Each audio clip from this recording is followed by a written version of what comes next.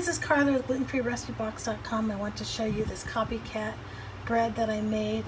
It's a Copycat recipe of 3 bakers, gluten-free, whole grain, and 5 seed bread. And this is the crust. You can see it's flexible after it cools off.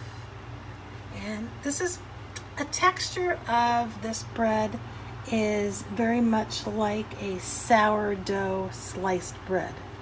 It's a little sturdier than you would find like with Wonder Bread or Kilpatrick's.